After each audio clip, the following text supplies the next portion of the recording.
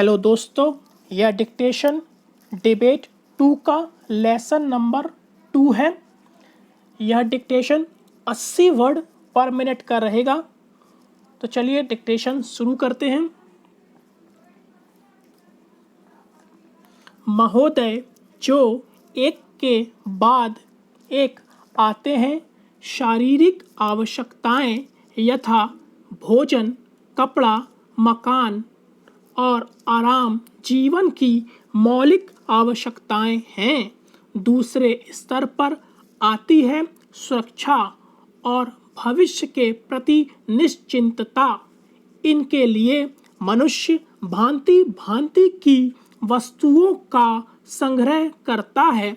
फिर है सामाजिक आवश्यकताएं, जैसे अपने परिवार के भीतर और फिर बाहर के दूसरे लोगों से अच्छे संबंध बनाए रखने के लिए सामाजिक, आर्थिक, राजनैतिक और मनोरंजनात्मक संगठन बनाना।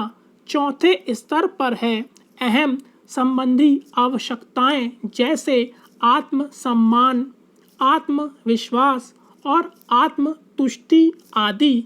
आत्म परितोष अर्थात उन्नति, विकास और ख्याति प्राप्ति की क्षमताओं को साकार करना व्यक्ति की अंतिम और उच्चतम अपेक्षाएं हैं।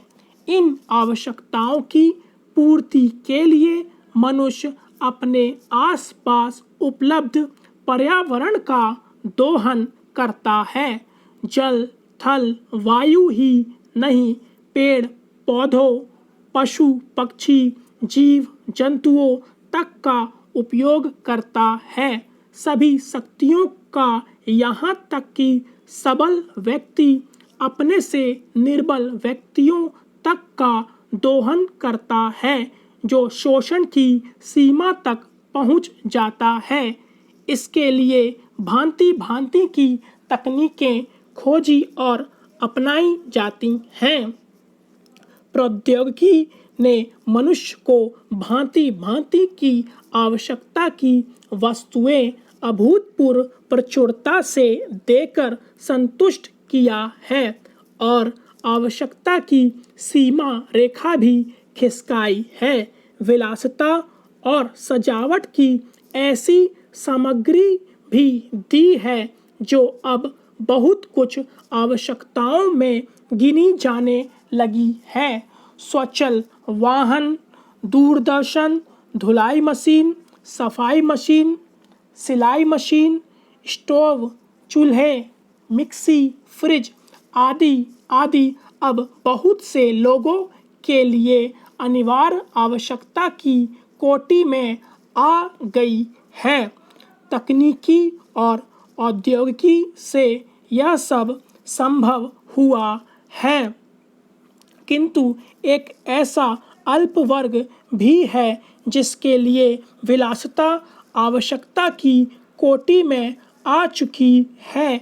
विज्ञान की जन समुदाय के लिए तो मौलिक न्यूनतम आवश्यकताएं भी विलासिता ही बनी हुई है। औद्योगिकीकरण के सहारे मनुष्य ने जितना भी विकास किया है, उसे वह उन्नति कहकर संतोष करने लगता है और अपनी द्वैध प्रकृति के कारण यह ध्यान नहीं देता कि इस विकास से वर्ग भेद पनपा है। अमीरी गरीबी के बीच की खाई चौड़ी हुई है। जो व्यक्ति मानव की समानता, समाजवाद या साम्यवाद के गीत गाता है, वही अपनी द्वैध प्रकृति के कारण अपने पर्यावरण, यहाँ तक कि मानव के भी शोषण के नए नए तरीके खोजता है। यह शोषण बलात्कार की सीमा तक पहुँच गया है। मनुष्य ने अपनी बुद्धि का प्रयोग किया, फलस्वरूप भांति भांति का औद्योगिकीकरण हुआ और जल, थल, वायु सब प्रदूषण के शिकार हो गए। जितना ही अधिक विकास हुआ उतना ही अधिक विनाश हुआ। प्राकृतिक संपदा का भीषण ह्रास हुआ। व्यापक वन विनाश से भूमि बंजर और मरुस्थल बन गई। एक बड़ा हवाई जहाज एक दिन में जितनी ऑक्सीजन खर्च करता है उतनी ऑक्सीजन 17,000 हेक्टेयर वन में तैयार होती है और वन बचे ही कितने हैं। इस उद्योग प्रधान सभ्यता का केंद्र पूंजी है और धर्म स्वार्थ है। मनुष्य का शोषण कर रहा है देश देश का।